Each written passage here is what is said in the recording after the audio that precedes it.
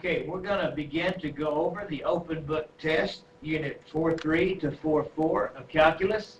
It says evaluate the definite integral by the limit definition.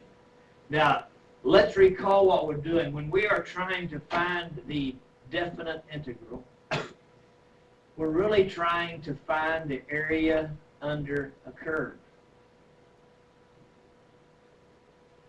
When we find the derivative, we're finding the slope of the tangent line, right? Slope of the tangent line.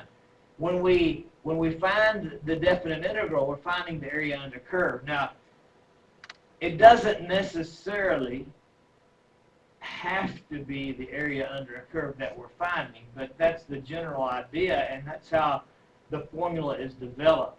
So, just for the purpose of understanding, again, what we're doing, I'm going to draw a little mini axis here, and we're just going to grid it out. 1, 2, 3, 4, 5, 6, 7, 8, 9, 10. 1, 2, 3, 4. There's my 4. Here's my 10. We have the function 6dx. Now, what does that mean right there?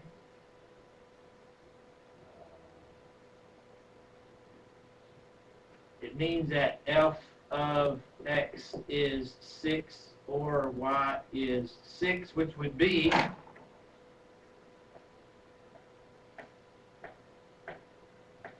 a horizontal line through y is 6, right? So that was what the graph of the function would look like. My lower bound is 4. 1, 2, 3, 4. My upper bound is 10. I actually want the area of that rectangle. When we're trying to find the definite integral, if we actually drew this out in graphing form, which it's not necessarily asking us to do, but that's the logic behind this, we're actually trying to find the area of that rectangle. Now, let's just do the math. I mean, from 4 to 10 is how much? 6. And the height is 6. So the area of that rectangle would be base times height. So the area would be 6 times 6 is 36. But that's not what it asked us to do. It didn't ask us to draw a picture of it, identify the geometrical shape that was created, and use geometry formulas to solve, but we could have. So before we even start this, we could have figured out the area is going to be 36, right? That will help us when we do the integral to make sure that the formulas that we're using here are valid. If they don't produce the same answer as what we learned in geometry, then we've got to go back to the drawing board and dig around a little bit more. Okay, now remember how the limit definition worked? We were going to say the limit as n approaches infinity. Now, first of all, what does n represent? Number of rectangles. Because we were going to subdivide this into so many rectangles, and we could have made them have a width of 1 and had 6 rectangles, right? Or we could make them have a width of a half, or a width of a fourth, or a width of whatever. Okay? So somewhere in the idea, we want the base of the rectangle and the height of the rectangle. Remember that the base of the rectangle is the width of each rectangle. And how did we get the width of each rectangle? We took the total distance of b minus a, right?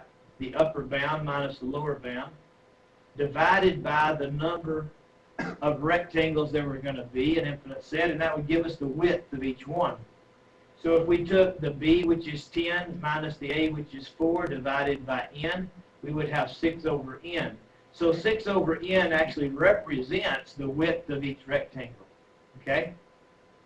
So we're going to say the limit as the number of rectangles approaches infinity.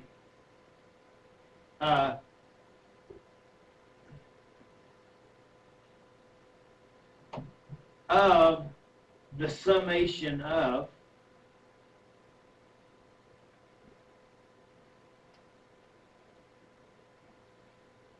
n as n runs from 1 to n of the area.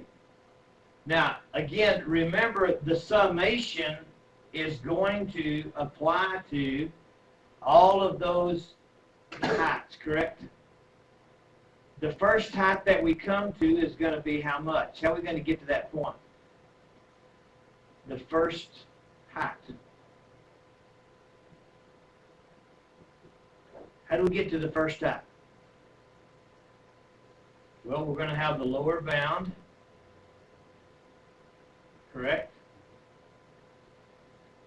plus the width. So plus 6 over n, right? But if we want to repeat that over and over and over, then we need to connect our counter of I to that width. So we're going to have that width one time, and then that width twice would put us there, and the width 3 times would put us there, and the width 4 times would put us there, and the width 5 times would put us there, so that we're getting that right edge so that we can find the function value at that point and find the height. You understand what's going on?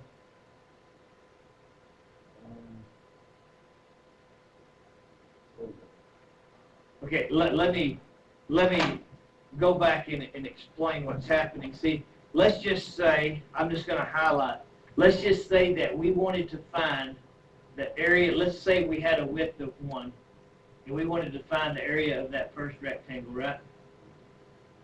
So the area of that first rectangle would be the width of 1, right, times the height, which would be the function value at that edge right there. To get to that edge, it would be 4 plus my gap of 1, right? So we would have the function value at that edge. That would give us the height, and then times that width of 1. If I wanted to find the function value at this edge, okay, it would be F of 4 plus. We would have to add that gap twice, right?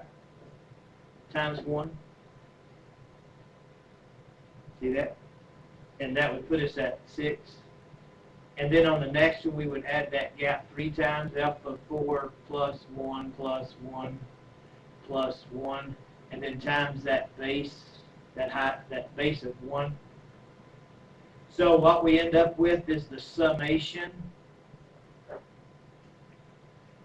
of all of those heights multiplied by the base. So here's where that summation comes in, because we can factor out, remember that factoring out. So it's the summation of all those bases. Well, how did we get to those bases? Well, to get to them, we had to start with the lower bound, and then we added the gap. Now, my gap is not really 1. That was when I had a rectangle width of 1, but here when we're talking about infinity, we say that the gap is going to be that total distance 6 divided by the number of rectangles. So we're adding that width, and then onto that we attach the counting mechanism I, so that we get it once, twice, 3 times, 4 times, and it puts us to that edge. So we're going to have the summation as n runs from 1 to n of the function value at the beginning plus the rectangular width with our counting mechanism, so that we get the function value at the edge of the first rectangle, then the second, then the third, then the fourth, then the fifth, into up to n, infinity, and then that gives us the sums of all of the bases, and then we need times the height, which was 6 over n. Okay? So the total area is the sum of all of the heights times that common base width of 6 over n. Does that make sense now? Okay, so we want to then begin to calculate it. I'm going to move some things out of the way then. Now, we know that the summation of a constant, we could actually bring that constant out, right? So we could pull this to the front. I'm going to go ahead and do that. So we can say the limit as n approaches infinity of 6 over n times the sum as n runs from 1 to n of the function value here. Now that means we put this in place of the x in this, right?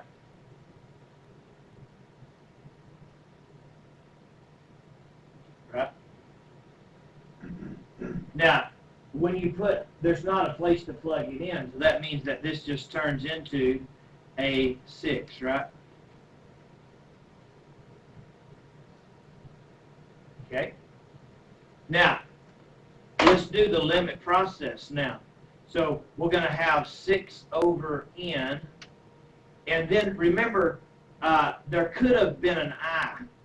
Had there been an I, then we would have needed to expand it as that n times n plus 1 over n. Or if there had been an I squared, we would have said n times n plus 1 over 2n plus 1 over 6. But there's not an I because it was just a constant. But remember that a constant, the summation of a constant, is the constant times the upper bound. So when we do the expansion of this summation, we actually get 6n. This constant times the upper bound n. Okay? And so when you look at that, those n's cancel, and we get 36, which is what we got for area when we look at the picture. Okay? Any questions on number 1? Okay? Now, we're not going to draw that rectangle again, but we should be developing the idea of length times width, or the base times the height. The height is the function value. Okay? So we can be thinking, okay, we want to find the limit as x approaches, as n approaches infinity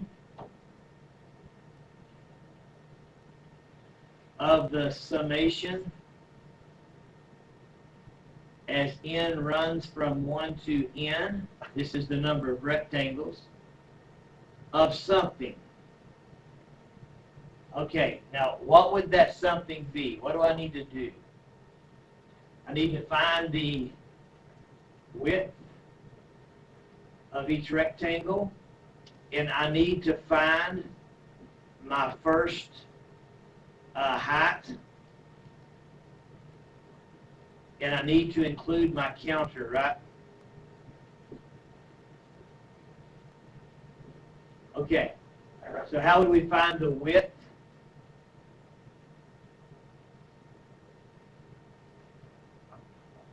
This is like A. Okay, so this is like my A and my B, right? So it would be B minus A over n, which would be 2 minus 1 over n, which is 1 over n. So the first thing we need to do is find upper bound minus lower bound divided by n. That actually mentally gives us the width of each rectangle. If you want to find where the first rectangle lands, it would have to be at the lower bound, right? If we were to graph it. So it would be 1 would be the left edge of my shaded region, right? But I want to get to the right edge of the first rectangle. So to get to the right edge of that first rectangle, I need to go from the left edge of it 1, and then I need to add the gap. But I'm going to want to show that I'm going to add the gap once to get to the right edge of the first rectangle, and then add it twice to get to the right edge of the second rectangle, and then add it 3 times to get to the right edge of the third rectangle. So we put our counting mechanism on that, which will allow us to get all of those heights of that infinite number of rectangles. Okay? Is all that making sense now? Okay? So I'm going to have this of the function value at 1 plus 1i is I over n. There's the base, there's the summation of the bases of all those rectangles, times the height, which is 1 over n. Okay?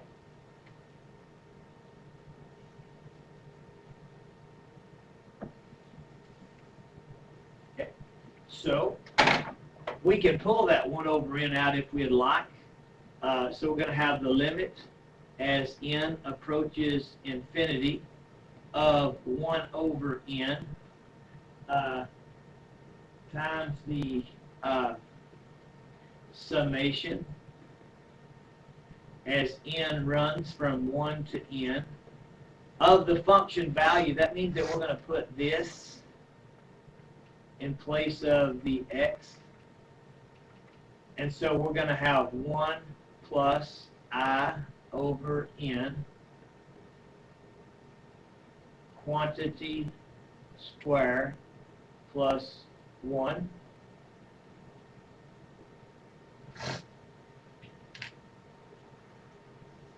And we've already factored out that 1 over n. Now, we're going to need to expand this, right? So that's going to be 1 plus I over n times itself 1 plus I over n, which is going to give us 1 plus 2I over n plus I squared over n squared. Let me write that again. It didn't come out real plain. We're going to have 1 times 1 is 1. Then we're going to have an I over n and another I over n, which gives us 2I over n. And then I over n times itself, which is I squared over n squared. Don't get to thinking that I is like that imaginary number, and that I squared is -1, because that's not that same I. This is our counting mechanism. Okay, maybe that jumped in your head. Anyway. Would have made it a lot easier. Yeah. Anyway, so now we want to separate that. Remember that the summation of a sum or difference is the sum or difference of the summations. I'm going to go ahead and talk about the fact that we need to connect that plus 1 to it, right? So we're going to have a plus 1 there. And that plus 1 is going to give us a 2.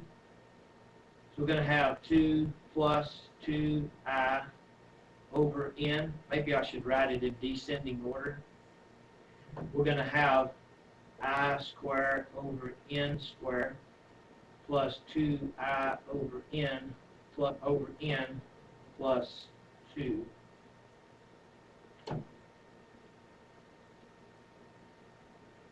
Okay. I squared over n squared plus 2I over n plus 2.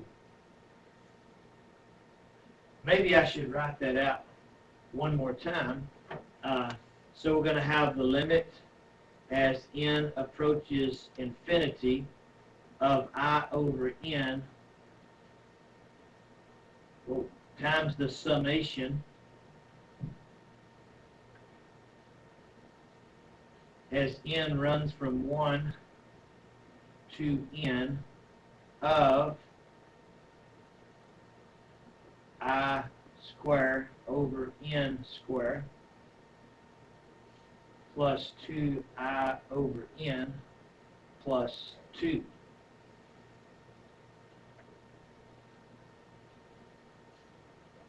Okay. Now, we've got those i's and I squares, and we know that the summation of a sum or difference, the summation of a sum or difference is the sum or difference of the summations. And we also know that we can pull off the part that's not I squared or the part that's not I individually, from each of those summations. We've already pulled off an I over n, so here's what this would look like then. We're going to have the limit as n approaches infinity of that I over n times that big summation thing. Now, in the first summation thing, we can pull off a 1 over n squared times the summation of the I squared jump, okay? Instead of that parenthesis, though, I'm just going to put a times sign. So we're going to pull off that 1 over n squared. So we're going to have 1 over n squared times the summation of I squared. And the formula for that was n times n plus 1 times 2n plus 1 over 6.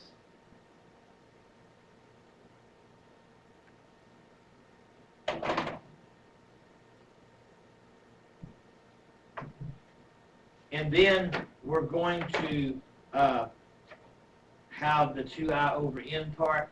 And we're going to say plus, and we're going to pull off the 2 over n times the expansion of the I, which would be n times n plus 1 over 2. And then we're going to have plus the expansion of the 2. And remember that a constant times a summation is the constant times the upper limit of the summation. So it would be 2 times n, or 2n. And then I can close my big bracket. Okay? Okay, so we got that. I'm going to go ahead and do a little bit more of the algebra, and just instead of just saying, hey, magically, this is what happened. I don't leave too much to the imagination. So I'm going to go ahead and expand this part. Now, I'm going to do this too, if it won't bother you for me to do this step. I'm going to cancel that n right there with that n square and make there be an n on bottom. Okay, I'm going to go ahead and do that. And then when I expand that, I'm going to have 2n squared plus 3n plus 1. Okay. 2n squared plus 3n plus 1. And that's going to be over 6n now, right?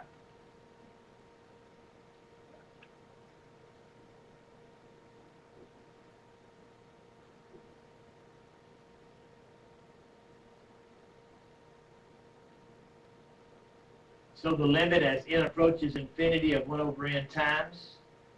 The second part, this n is going to cancel with that n. And this 2 is going to cancel with that 2. And we're going to have an n plus 1.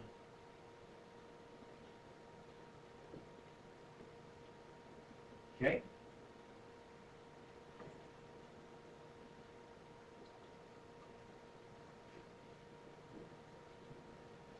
And then we're going to have a plus 2n.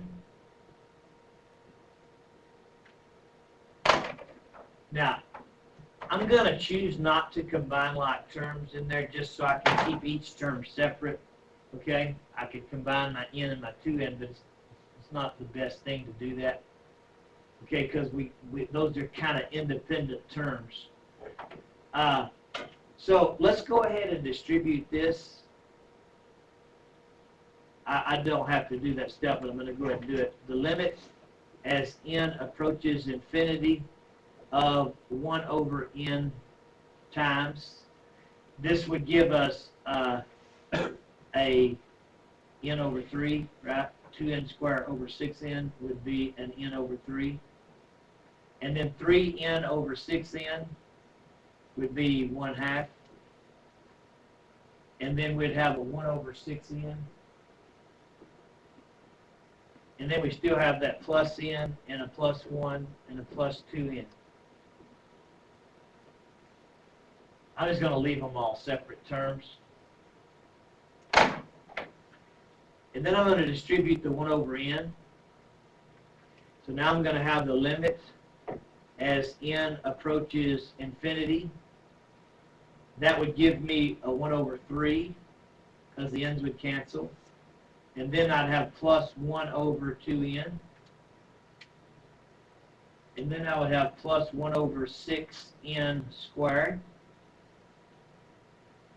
And then I would have this n, I'm here, we canceled in on the bottom, so I'd have a plus 1. And now I'm to the 1, 1 over n times 1 is 1 over n. And now I'm to the 2n, 2n over n, the n's would cancel, and I'd have a plus 2. Okay, let's see how we got to that.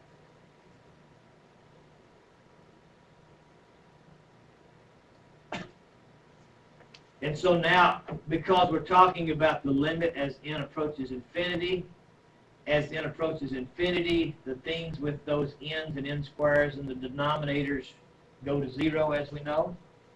So what we're left with is a 2 plus 1 is a 3 plus a third is a 3 and 1/3 for the definite integral. Any questions on that?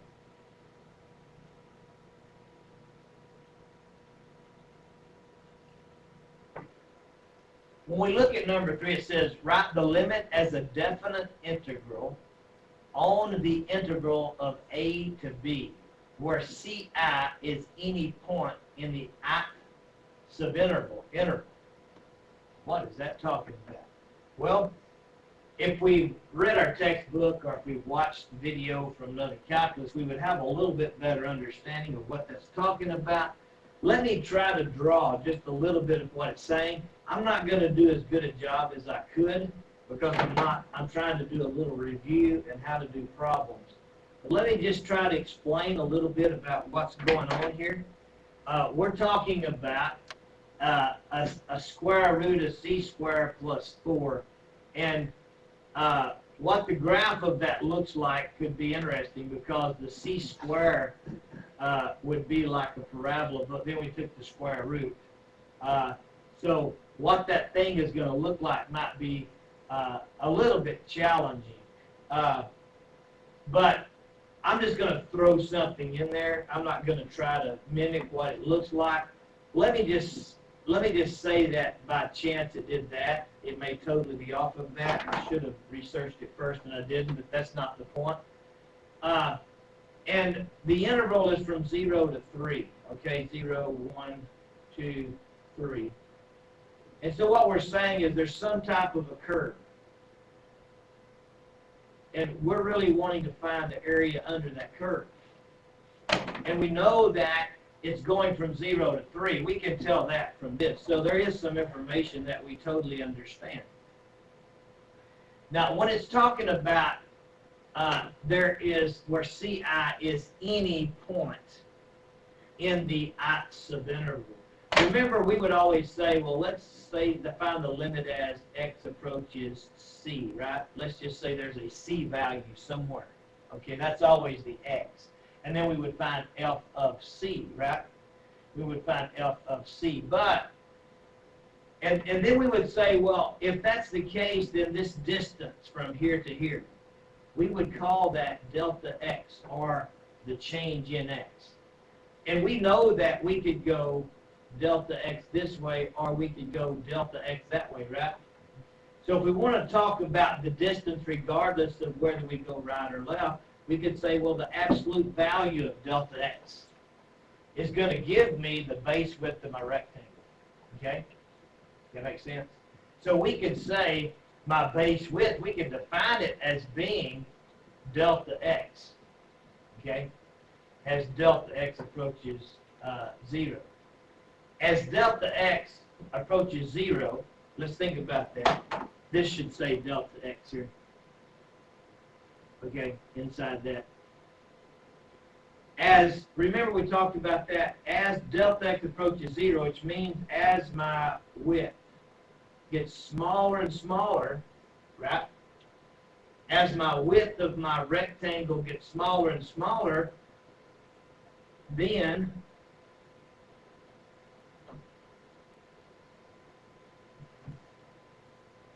as delta x approaches 0, n must then approach infinity, right? As my rectangle width, my delta x, gets smaller and smaller and smaller and approaches 0, that means the number of rectangles I drew must have gotten larger and larger and larger and approach infinity. So there's no difference in saying the limit as delta x approaches 0 and saying the limit as the number of rectangles approaches infinity. Okay? Now, the other idea that's built in is this. If I had one big rectangle, if I said I'm just going to make one rectangle, then there would be a lot of difference in finding f of 0 and f of 3. There'd be a lot of difference in finding the function value at the left side of that rectangle versus the function value at the right side, right? But as we make more and more rectangles, there's going to be less and less difference in the function value on the left side as the right side. And as the number of rectangles approaches infinity, it's going to get to where it really doesn't make any difference because the width of the rectangle is infinitely small. It's not going to make any difference if you find the function value. Let's just blow up a microscopic rectangle. Its width is so little, it's almost 0. If we blew that up bigger, we could say it wouldn't really matter if we took the function value here, or here, or here, or here. It's really going to be about the same. And so we can say, well, we can choose our C value anywhere in that ith subinterval. We can choose it anywhere we want it. Okay? So that's what it's saying. Ci is some point within that ith interval. So every time we use our counting mechanism again, we're just saying, well, my point is not necessarily the right side of that rectangle. It's anywhere in that rectangle. Okay, that's all it's saying. So then this is no different than saying the integral as from a lower bound of 0 to an upper bound of 3 of, just act like that's some x value, right? Because Ci is just some x value, we've just plugged that in. Some x value square plus 4. Now, let me say too, that needed to be chopped off there. That didn't need to be within there. So that square didn't need to go that far. That was, I'm not sure why it looks that way. It's not that way on my key anymore. I probably whited it out. Because this represents the base width, right? And then my delta x is this represents the height at any given point, and this represents the base width. So it would be that, and then delta xi. But instead of delta xi, we would have dx, right? It's kind of understood that if we were to take this integral, we would do the summation of those heights.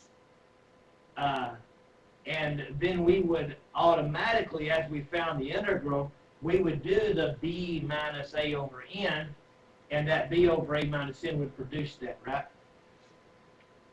So we're kind of going backwards from a summation to an integral that the summation would have come from. The idea of the Ci is that we can choose a point anywhere within the ith subinterval to plug into the function value, not just the right edge. And the fact that we're talking about the width of those rectangles approaching 0, delta x approaching 0, and realizing that that's no different than saying the limit as n approaches infinity. Okay? So, again, it says write the limit as a definite integral. And this is what we've done. We've taken that summation and recognized the integral that is equivalent to that summation expression. Any questions on that? Okay.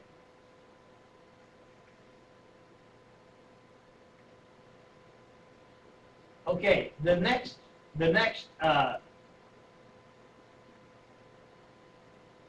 question that we have, it says set up a definite integral that yields the area of the region. A definite integral that yields the area of the region. So we would write an integral symbol.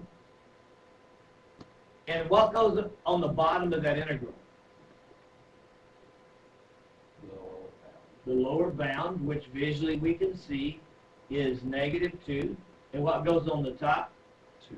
The upper bound, which we can see is 2. Okay? And then we need the function, right? The function and then dx, right? The function and then dx. Well, we think, well, what's the function? How do we get the function? Well, we've got 3 points, right? We know it's a parabola. It's some version of x squared, right? Because it's a parabola opening down. And it's got a negative on it because it opened down. And it's got a 4 because it shifted up 4. So it's likely that it's a negative x squared plus 4, right? Right. Or a 4 minus x squared. But we don't know if it's the right amount of skinny or not, you see. So it could be a little different than the x squared parent function. So we need to verify. Now, there's a couple of ways we could do that. Number one, if we thought it was that, we could just check to see if those numbers work, right? If we plug in a -2 quantity square plus 4, that would be a 4. -4 plus 4 is 0. At -2, the y value was 0 because we didn't go up or down, so we can validate that. We could come over here and plug in a 2, and it would still validate that. But really, guessing at an equation and validating with points is not the best way to do it. How can we come up with the equation of a parabola given 3 points on it? Remember how to do that?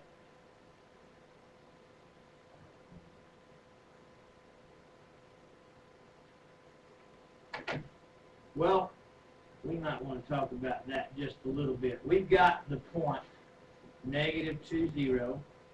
We've got the point 0, 4. And we've got the point 2, 0. And we want to think, can we come up with the equation of a parabola from that?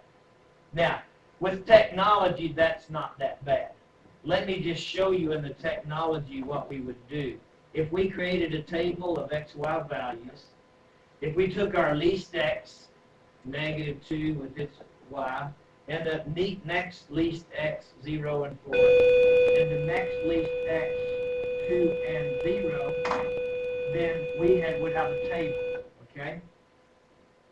We can go to the graphing calculator and do a quadratic regression, okay? So I'm just going to show you this. I can show you how to do it on paper, but we won't do that right now. So if I go to my graphing calculator, I'm just going to hit clear. I'm going to go to stat. Stat, I want to edit. Let me clear my list, up, clear, down, over, up, clear, down. In L1, I'm going to put my x's, which were -2, enter, 0, enter, 2, enter. And in my L2, I'm going to put my y's, which were 0, enter, 4, enter, 0, enter. And then I'm going to go to stat again. I'm going to arrow to the right to calculate. I'm going to choose number 5, quadratic regression. And there's my equation, -x squared plus 4. So the technology will do it for us if you just plug in those points. Now, To actually take those 3 points and do it, you'd set up a system of 3 equations and 3 variables. And I think maybe I'll show you how to do that in the next recording. I think I'll finish, and then we'll talk about that.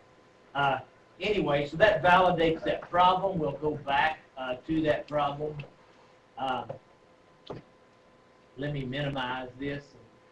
If you need to go, you can.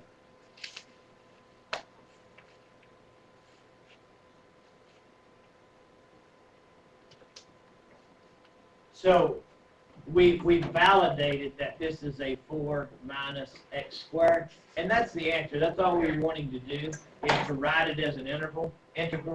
We just needed to find the function value to plug in there, which again, we visualized and said, well, we think it's probably that. We validated by plugging in points, but then we also knew we could use our technology to pop that equation out.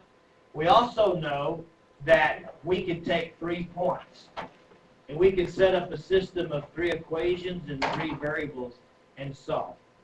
All right. I'm going to go ahead and talk about what we would do there. If we have the quadratic formula, the quadratic formula is y is equal to ax squared plus bx plus c equals 0. If we plugged in the x and y from those 3 points,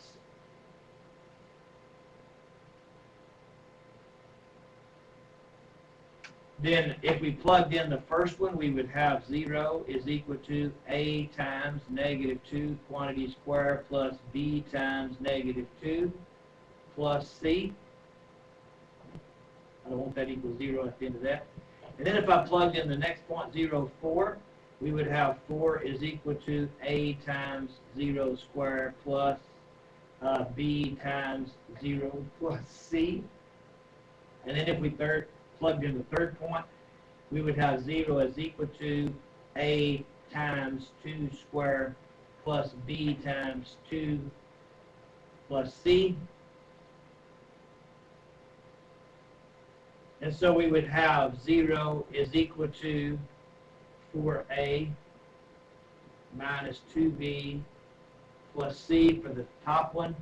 We would have 4 is equal to c for the next one. We would have 0 is equal to 4a plus 2b plus c. And that gives us a system of 3 equations and 3 variables. I'm not going to go any further than this.